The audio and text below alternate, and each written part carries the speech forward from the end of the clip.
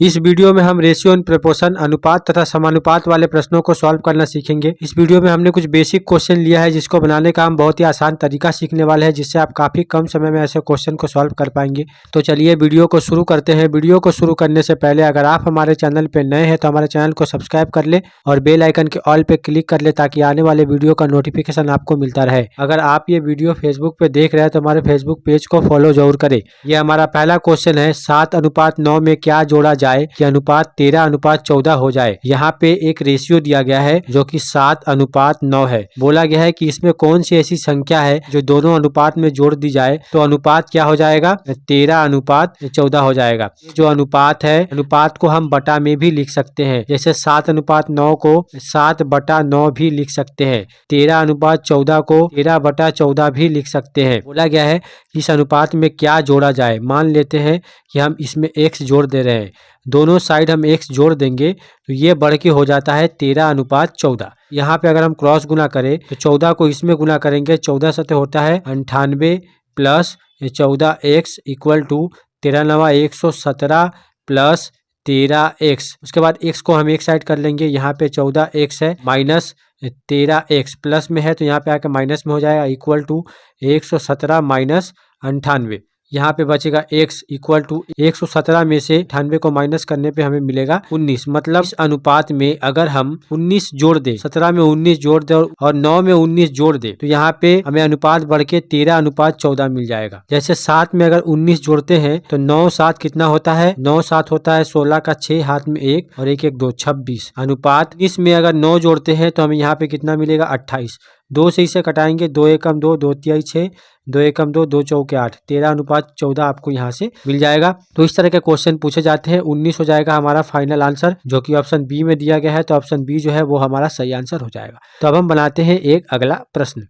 इस क्वेश्चन में बोला गया है कि यदि संख्याओं का अनुपात 2:3 है और उनका गुणनफल 9600 है तो उनका योग ज्ञात करें। यहाँ पे बोला गया है कि संख्याओं का अनुपात 2:3 है। बोला गया है कि उनका गुणनफल कितना दिया गया है, 9600 दिया गया है। अगर 2:3 को क्या मान लेते हैं, 2x और 3x। बोला गया है कि इन दोनों का गुणनफल कितना है, 9600 है। यहाँ पे 3 गुना 2 करेंगे 6, x और x का गुना होकर x² इक्वल टू 9600 हमें मिलेगा।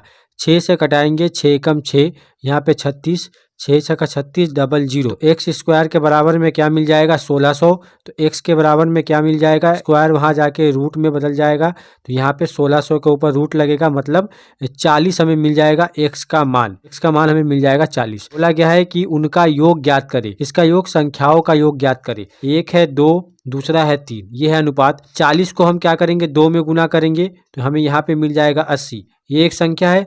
40 का गुना अगर हम 3 में करेंगे तो हमें यहाँ पे कितना मिल जाएगा, 120। इन दोनों का योग पूछा गया है, मतलब 200 हो जाएगा हमारा फाइनल आंसर, जो कि ऑप्शन बी में दिया गया है। तो ऑप्शन बी जो है वो हमारा सही आंसर हो जाएगा। इस तरह का क्वेश्चन पूछे जाते हैं। अब हम बनाते हैं एक अगला प्रश्न।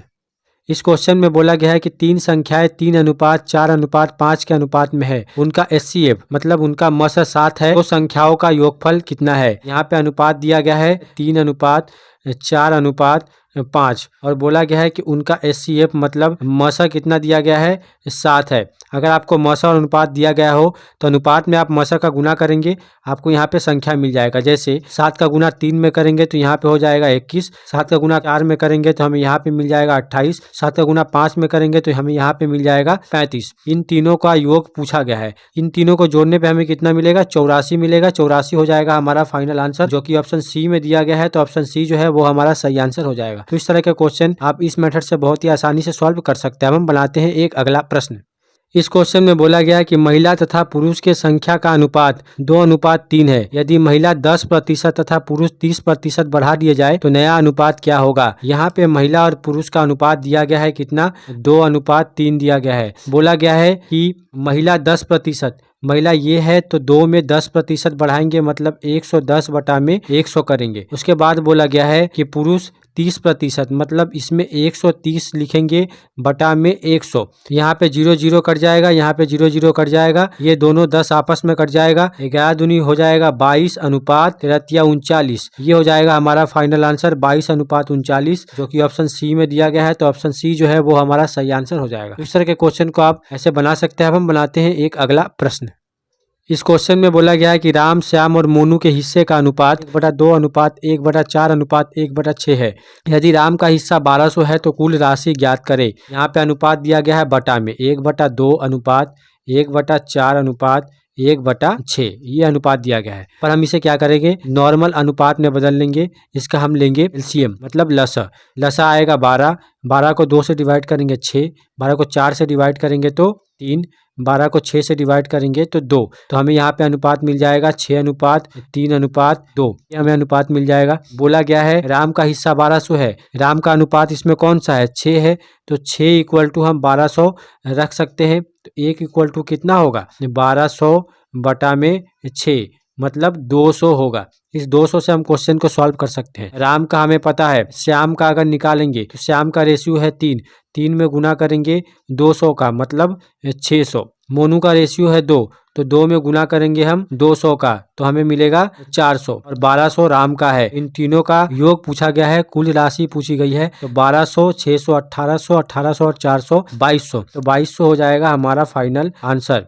जो कि ऑप्शन डी में दिया गया है। तो ऑप्शन डी जो है वो हमारा सही आंसर हो जाएगा। तो इस तरह के क्वेश्चन रेशियो एंड प्रोपोर्शन, अनुपात तथा समानुपात से बार बार पूछे जाते हैं। ऐसे क्वेश्चन को आप इस मेथड से बहुत ही आसानी से कम समय में सॉल्व कर सकते हैं।